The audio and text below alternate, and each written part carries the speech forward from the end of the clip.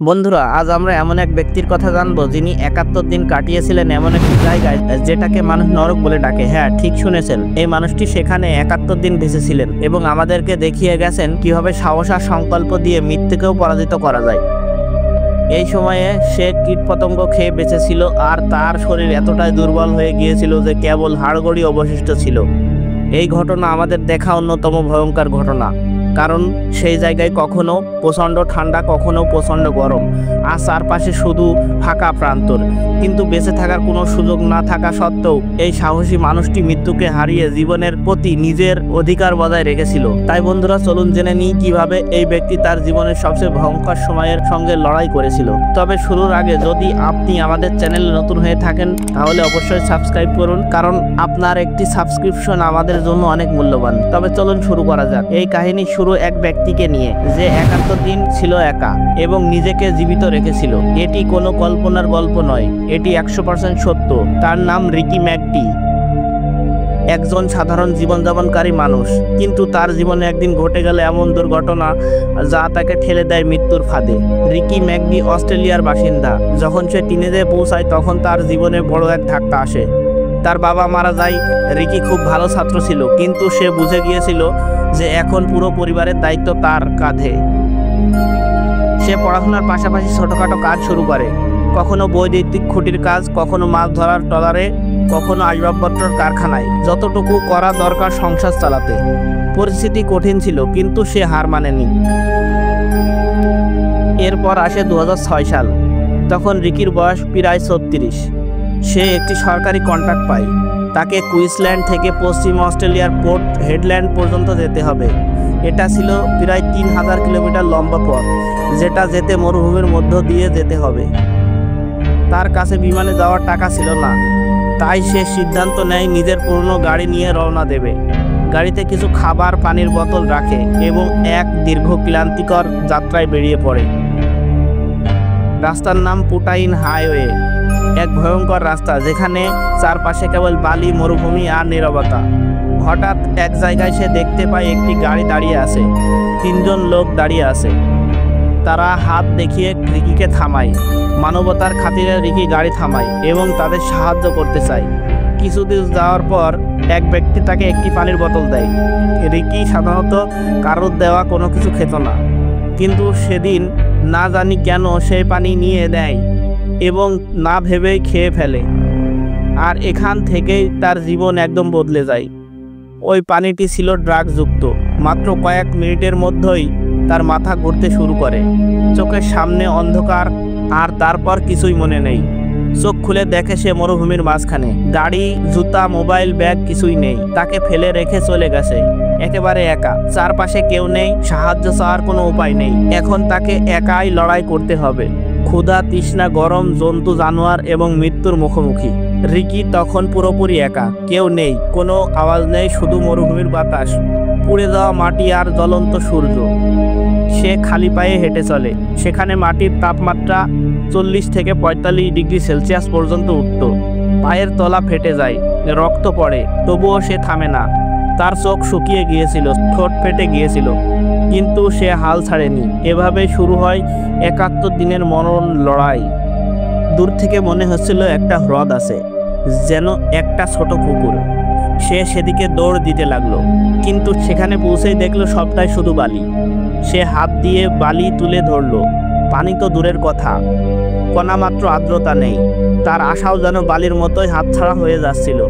তবুও কোথাও এক বিন্দু আশা সে আঁকড়ে ধরেছিল।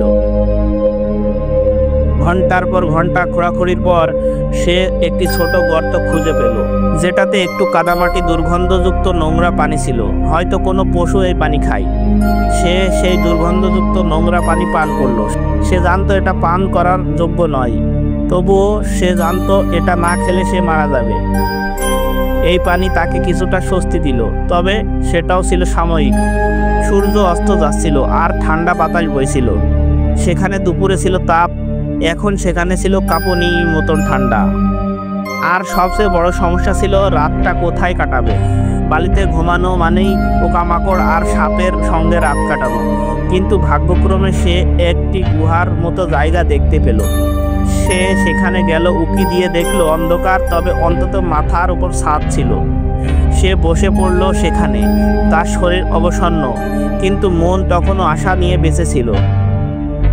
কিন্তু সে রাতটা ঘুমাতে পারেনি। সারা রাত কেবল পোকামাকড় তার শরীরের ওপর দিয়ে হামলা করছিল। কেউ কামড় দিচ্ছিল পায়ে, কেউ হাতে। তবুও সে জানতো এই যন্ত্রণা মরার চেয়ে কম।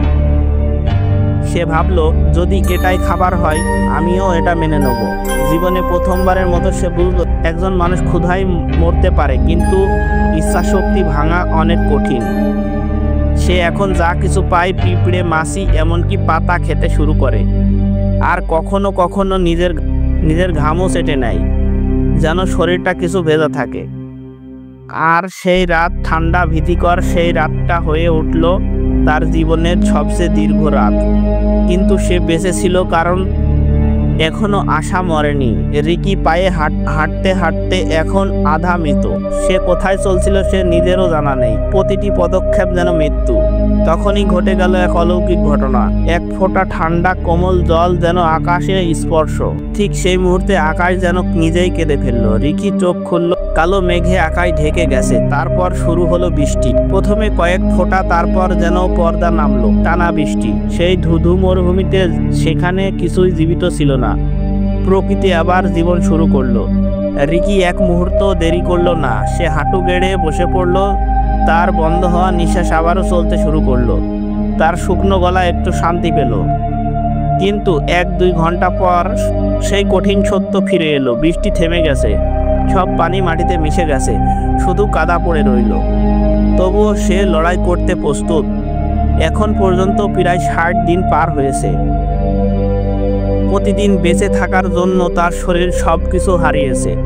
এখন সে কেবল এক কঙ্কাল। হাড় গোনা যায়। চেহারা যেন অচেনা হয়ে গেছে। কখনো ঝিঝি পোকা, কখনো নিজের প্রস্রাব, কখনো পোকামাকড়ই হয়ে উঠত তার খাবার।